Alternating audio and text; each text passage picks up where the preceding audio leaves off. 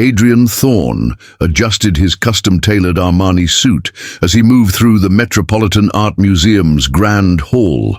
The annual Children's Hope Foundation Charity Gala was in full swing, New York's elite mingling beneath crystal chandeliers that refracted light across the marble floors. At 45, Adrian had mastered the art of appearing engaged while keeping everyone at arm's length, a skill that had served him well in building Thorne Enterprises into a technology empire valued at billions. "Adrian, there you are." Catherine Davenport, the foundation's director, approached with practiced enthusiasm.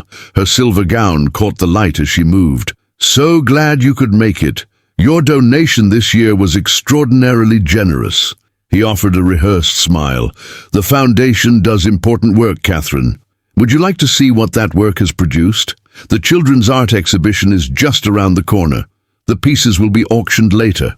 Adrian nodded, grateful for an excuse to escape the suffocating small talk. He followed Catherine to a side gallery, where dozens of drawings and paintings were displayed on temporary walls. Each bore a small placard with the child artist's first name and age. "These are from the Riverside Children's Home," Catherine explained. "Art therapy has been tremendously beneficial for these kids.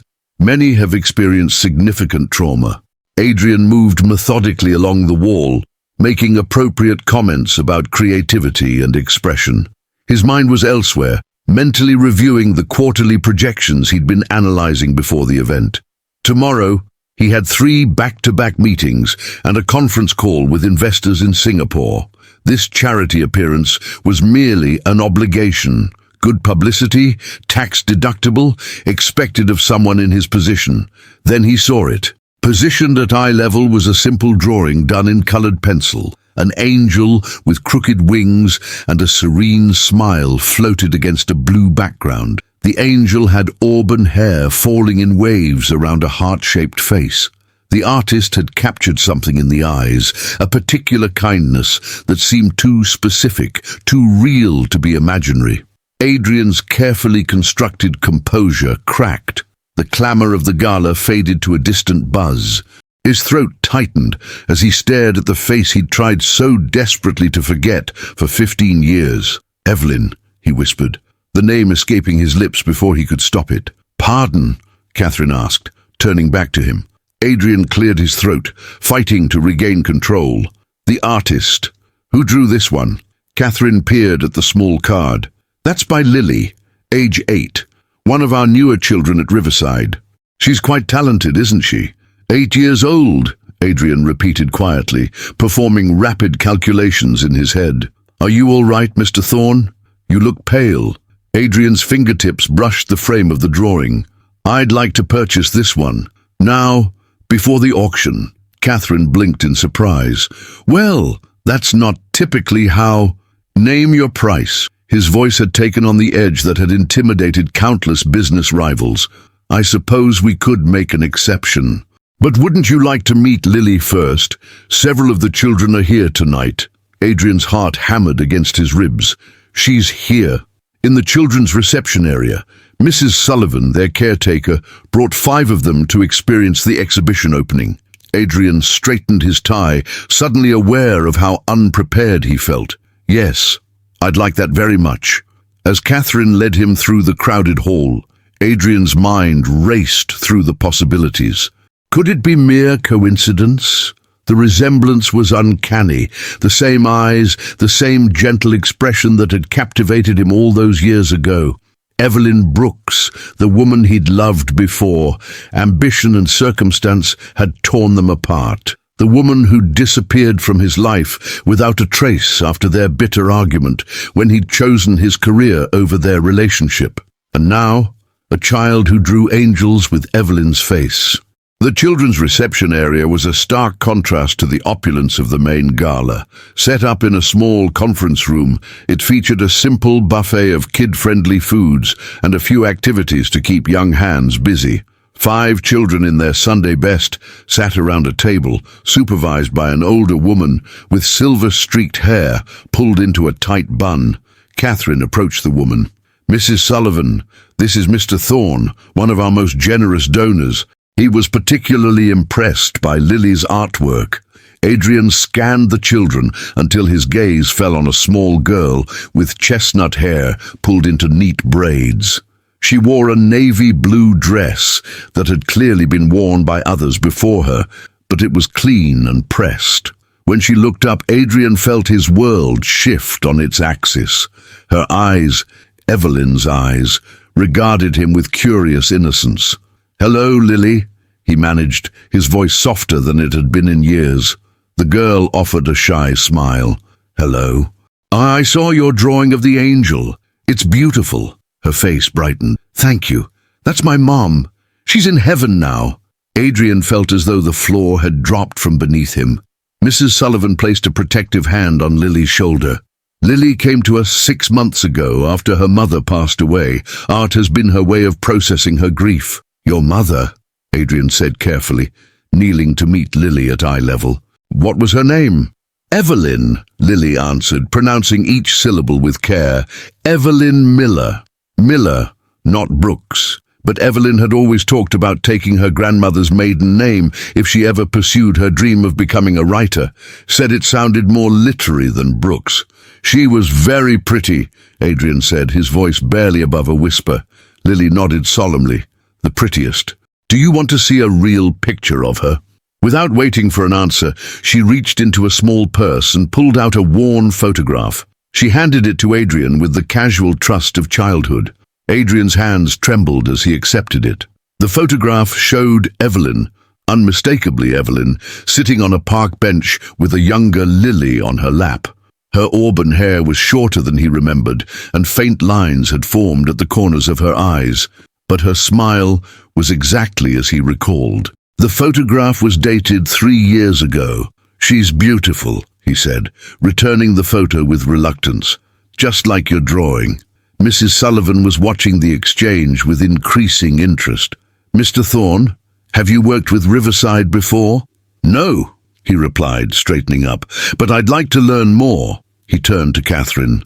"Could you give us a moment?" Once Catherine had stepped away, Adrian addressed Mrs. Sullivan directly. "I believe I may have known Lily's mother years ago. Before Lily was born." Mrs. Sullivan's expression turned guarded. "I see. Well, Mr. Thorne, our children's backgrounds are confidential, as I'm sure you understand. If you have questions about Lily specifically, those would need to go through proper channels." "Of course," Adrian nodded. "I respect that completely, but perhaps you could tell me generally. What happens to children at Riverside? Are they all available for adoption?" "Most are, eventually. Some have family members who may claim custody once their situations stabilize. Others remain with us until they're placed with adoptive families or age out of the system." The next morning, Adrian cancelled all his meetings. For the first time in over a decade, business could wait. He sat in his penthouse office overlooking Central Park, Lily's drawing carefully placed on his desk. His private investigator, Maxwell, stood before him, taking notes. Her name was Evelyn Miller, formerly Brooks. She passed away approximately 6 months ago, leaving behind a daughter named Lily, now 8 years old.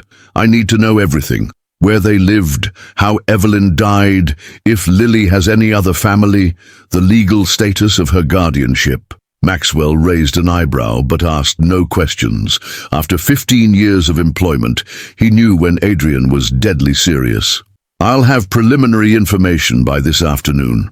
After Maxwell left, Adrian unlocked the bottom drawer of his desk and removed a small wooden box he hadn't opened in years. Inside was a collection of memories he'd tried to forget. A dried rose from their first date, movie ticket stubs, a small velvet ring box he'd never had the chance to present, and a photograph. Evelyn laughing on a Boston pier, her hair whipping in the wind, back when Adrian was still finishing his MBA and dreaming of their future together.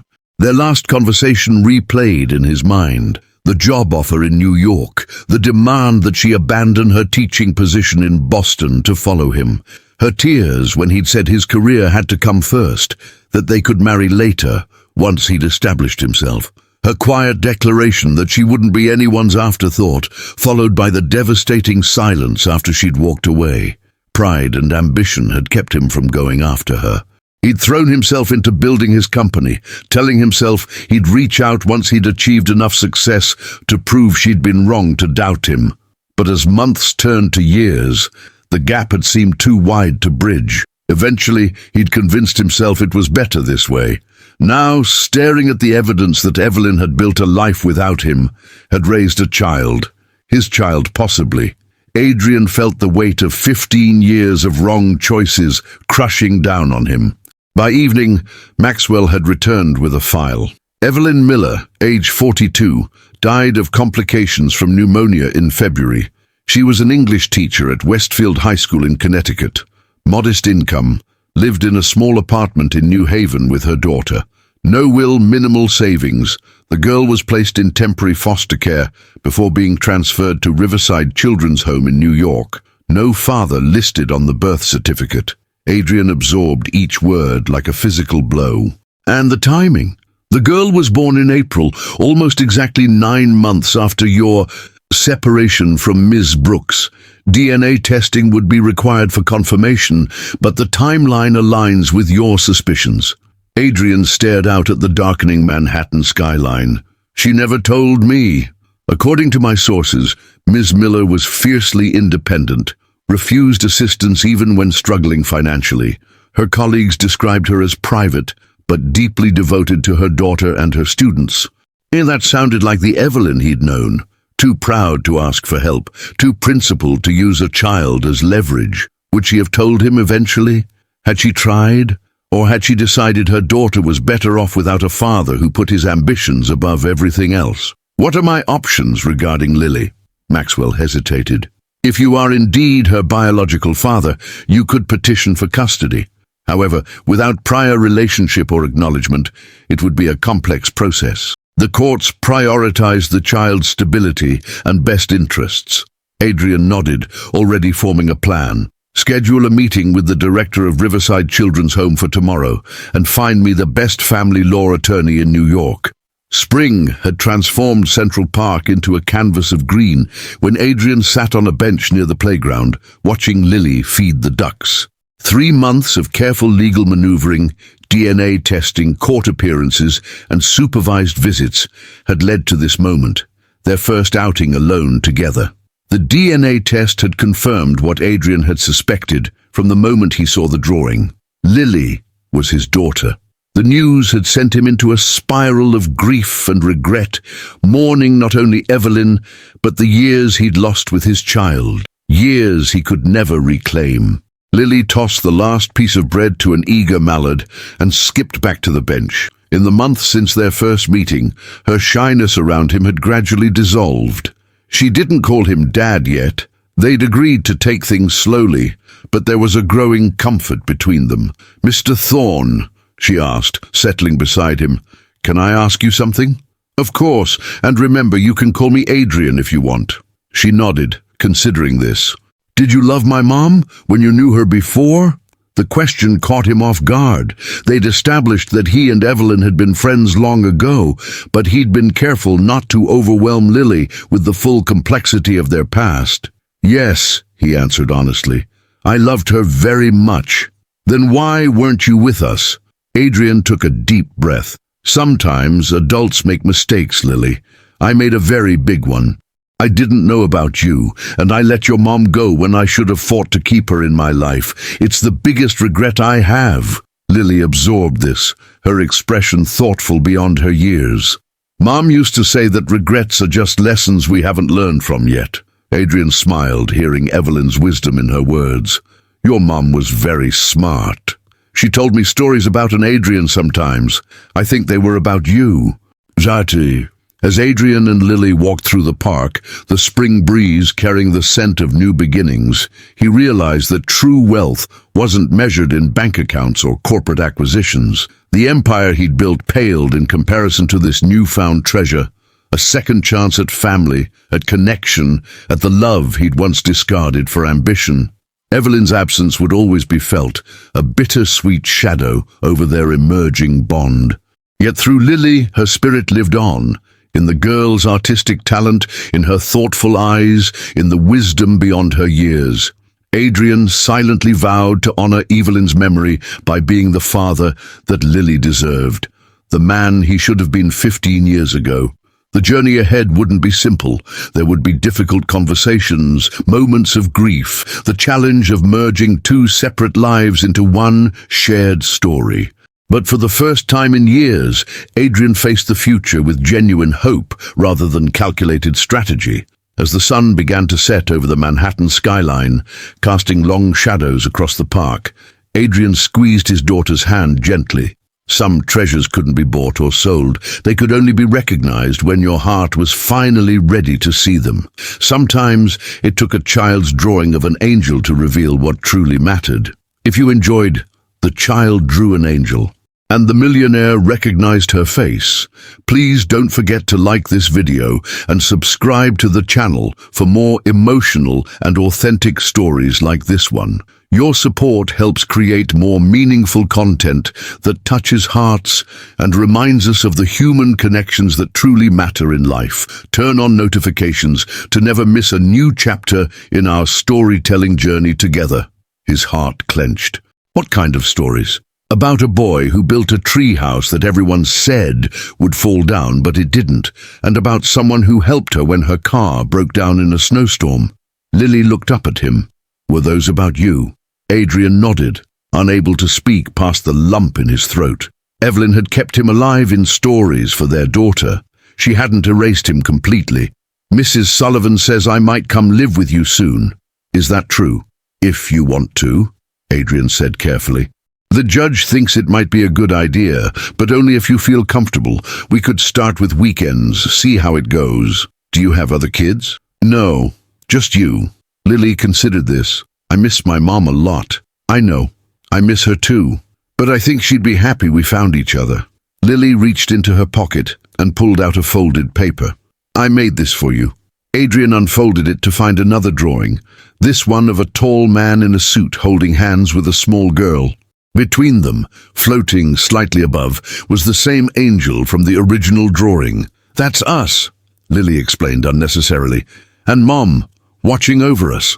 Adrian carefully folded the drawing and tucked it into his jacket pocket, close to his heart. It's perfect. As they walked hand in hand through the park toward the waiting car, Adrian reflected on the journey that had brought them here.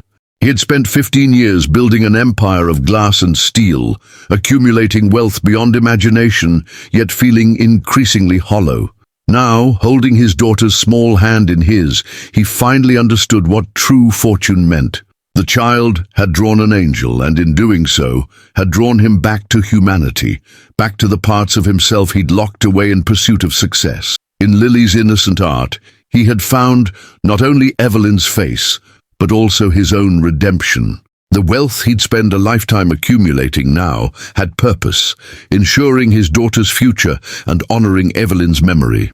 Tomorrow, he would finalize the paperwork establishing the Evelyn Miller Foundation for Arts Education.